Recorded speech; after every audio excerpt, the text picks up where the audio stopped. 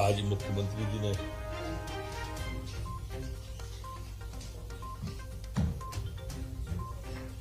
Madhya Pradesh cabinet की बैठक आज वल्लभ भवन में माननीय मुख्यमंत्री शिवराज सिंह जी चौहान जी की अध्यक्षता में संपन्न हुई, जिसमें अनेक महत्वपूर्ण निर्णय लिए गए। आज मुख्यमंत्री जी ने प्रारंभ में ही स्पष्ट किया, कोरोना की वजह से वर्चुअल कैबिनेट प्रारंभ हुई थी, आज के बाद वर्चुअल नहीं होगी, जो भी कैबिनेट होगी वो एक्चुअल ही होगी।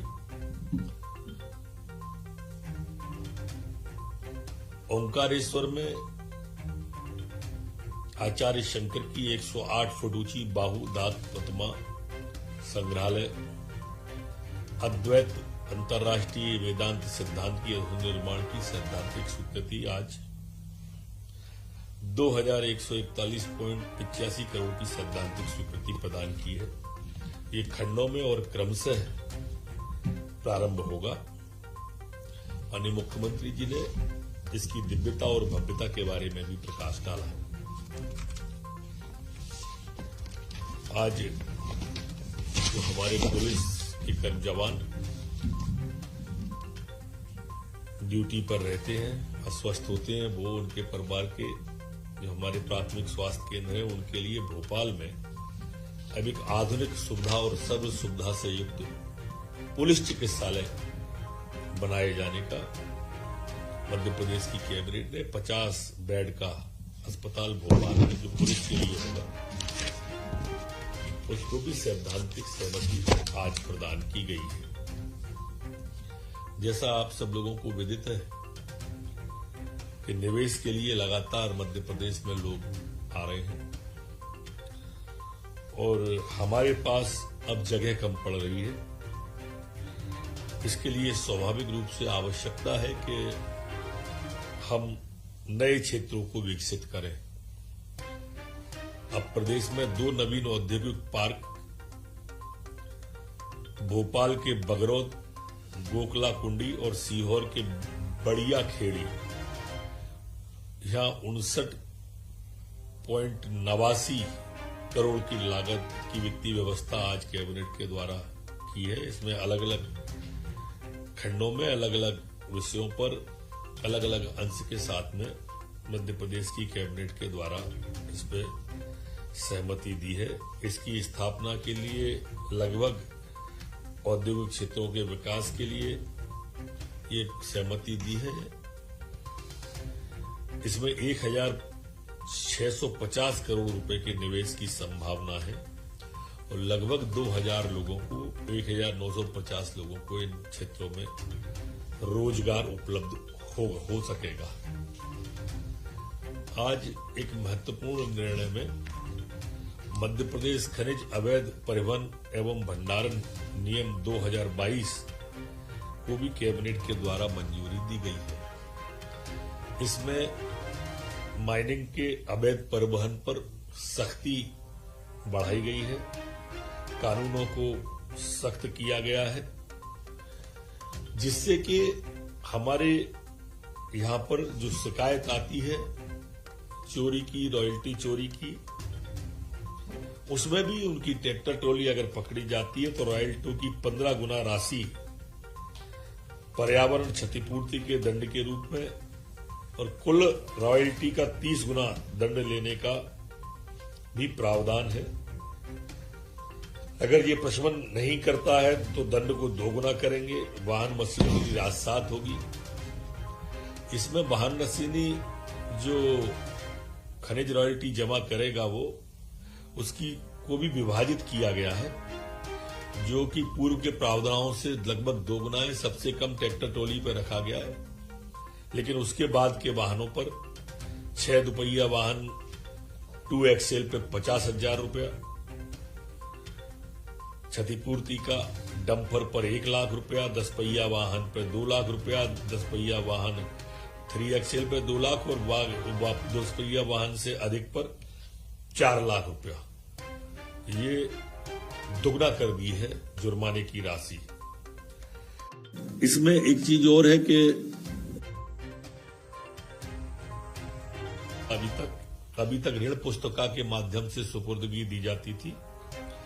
अब राशि जमा करेंगे अगर तो सुपुर्दगी दी जाएगी। सबसे कम ट्रैक्टर ट्रॉली पे 50,000 रुपए में रखी है, जबकि 2 एक्सल 6 पहिया वाहन पर 1,50,000, डंपर हाइड्रोलिक 6 पहिया वाहन पर 2 लाख, 3 एक्सल 10 पहिया वाहन पर 3 लाख, 4-6 एक्सल 10 पहिया वाहन पर 4 लाख, जेसीबी 2 लाख, पोकलैंड 4 लाख। इस तरह से इसको भी विभाजित किया गया है। और अन्य उपकरण या और मिलते हैं, अन्य औजार मिलते हैं, तो उनमें बाजार मूल्य का 10% इस तरह से रखा गया है। अपील कलेक्टर के यहाँ या कलेक्टर की अपील कमिश्नर के यहाँ भी करने का। इस तरह से अवैध माइनिंग रोकने के लिए आज बहुत कठोर निर्णय मध्य प्रदेश की कैबिनेट के द्वारा लिए गए। लोक सेवा प्रबंधन विभाग में जो हमारे संचालित लोक सेवा केंद्र थे, तो वो प्रारंभ में जब लॉकडाउन हुआ था प्रदेश के अंदर 1 अप्रैल से 31 मई वाले में, उस समय ये हमारे केंद्र बंद रहे थे, तो इनको वीजीएफ की जो पात्रता थी इनकी, उसको शून्य किया गया है। 3 माह की अवधि की इसमें समय सीमा में भी वृद्धि की गई है और इसके लिए इसको शून्य कर दिया गया है राशि को। शहरी समर्पित परिवहन कोष को निरंतर रखते हुए आज मध्य प्रदेश की कैबिनेट के ज्यादा यूडीटीएफ मद को 80 करोड़ रुपए जो तालिका में दिया गया उसके अनुसार सहमति प्रदान की है। एक अन्य योजना जो काफी महत्व की है, अटल नवीनीकरण शहरी निवर्तन योजना, जिसमें हमारे कई चीजें नगरीय निकायों में आती थी। अभी तक इसमें कुछ चिन्हित शहर और नगर पालिका ली गई थी। अब पूरे मध्य प्रदेश की नगर पालिकाओं को लेने का मध्य प्रदेश की कैबिनेट ने तय किया है। इसमें खासकर जल प्रदाय, सीवरेज, फीकल फ्लड प्रबंधन, जल संरचनाओं का नवीनीकरण, हरित क्षेत्र, पार्क विकास, ऐसी अनेक योजनाएं हैं जिनको लेने का आज कैबिनेट ने पूरे प्रदेश के जो हमारी अमृत 2 योजना आई है उसको अब सभी नगर पालिका उसमें लागू करने का तय किया है। इस प्रकार कुल योजना की राशि 11,680 करोड़ रुपया है, जो कि अमृत घटकों के द्वारा और राज्य शासन के द्वारा राशि अपनी इनको भी प्रदान की जाएगी। एक दूसरी लोक निर्माण विभाग का राष्ट्रीय राजमार्ग 92 भिंड इटावा जो है, इसमें केंद्रीय सड़क अधोसंरचना निधि के अंतर्गत राज्य शासन की राशि के साथ में महारानी लक्ष्मीबाई प्रतिमा तक स्वर्ण नाले के ऊपर 4 लेन एलिवेटेड कॉरिडोर फ्लाईओवर के निर्माण की स्वीकृति आज दी गई है, जो कि हमारे ग्वालियर के विकास की दृष्टि से बहुत महत्वपूर्ण निर्णय आज मध्य प्रदेश की कैबिनेट ने किया है और इसके लिए अलग अलग राशि मंजूर की गई है। इसकी अनुमानित लागत 446 करोड़ 92 लाख रुपया है। इसके लिए अन्य प्रावधान भी किए गए हैं और ये फ्लाईओवर है पूरे शहर के अंदर, बीच में से स्वर्ण रेखा नाले पे से महारानी लक्ष्मीबाई समाधि के स्टेचू तक आएगा। Narmada basin project company limited द्वारा मध्य प्रदेश सरकार की इक्विटी शेयर जारी करने के संबंध में एक अनुसमर्थन का मामला था, जिसको भी आज मध्य प्रदेश की कैबिनेट के द्वारा किया गया है।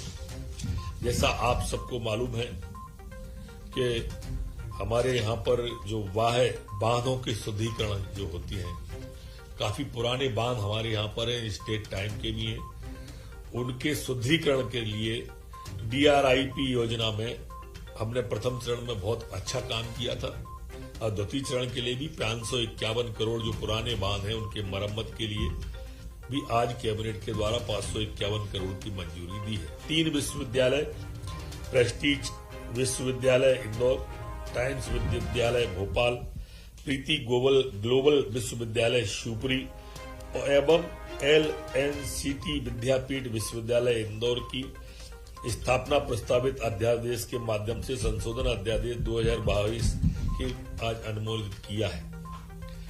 एक अनूठी योजना है जो मध्य प्रदेश चला रहा है, जो परिसंपत्तियों के निवर्तन का मामला है और आप सबको भी विदित होगा कि इसमें मध्य प्रदेश ने पहल की तो हमें काफी केंद्र सरकार के द्वारा सराहना मिली। यहां तक कि हमें बड़ी राशि केंद्र सरकार के द्वारा इसमें लगभग 500 करोड़ है। हाँ, 500 करोड़ रुपया जीरो ब्याज पर केंद्र के द्वारा हमारी इस योजना के लिए लगभग पुरस्कार स्वरूप ही कह सकते हैं। हिंदुस्तान का एकमात्र मध्य प्रदेश ऐसा राज्य है जिसने इस तरह की परिसंपत्तियों का निवर्तन किया है। ये आज जो आए हैं विषय, उनमें भोपाल की सेंट्रल प्लेस बैरागढ़ परिसंपत्ति निवर्तन का है। इसमें 41,41,63,063 रुपए में 100% राशि जमा करने के बाद में देने का कैंप, इसका अभी आज डिफर किया है भोपाल की सेंट्रल प्रेस, चूंकि ये मामला न्यायालय में विचाराधीन था। इसकी बोली जो मैंने अंक बताए हैं इसमें आ गई थी, पर डिफर हुआ है। जबकि जबलपुर स्थित संभागीय कार्यालय पंचसंपत्ति निपन HI निविदाकार सुधीर कुमार रावत की उच्चतम निविदा राशि रुपए 46 करोड़ 20 लाख, ये 100% राशि जमा करके देने का तय किया है। पहला डिफर है, दूसरा दिया है। इसी तरह से सतना का जो सतना बस डिपो थी उसको 62 करोड़ 62 लाख में देने का 100% राशि जमा करके तय किया है।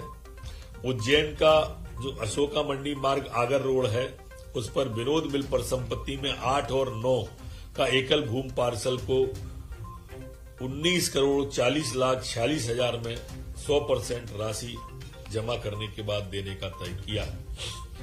इसी तरह से सहकारिता विभाग की सहकारी सोयाबीन प्रसंस्करण संयंत्र नागझिरी जिला उज्जैन स्थित परिसंपत्ति को 10 करोड़ 94 लाख 80 हजार में 100% राशि तिलहन संघ की इस भूमि को देने का तय किया है। इंदौर में भूखंड पार्ट 1 क्षेत्रफल 2000 वर्ग मीटर, इसे 9 करोड़ 24 लाख 18 हजार में देने का 100% राशि के बाद में तय किया है। वहीं उज्जैन के सहकारिता विभाग के प्रसंस्करण नागझिरी, वही है क्या?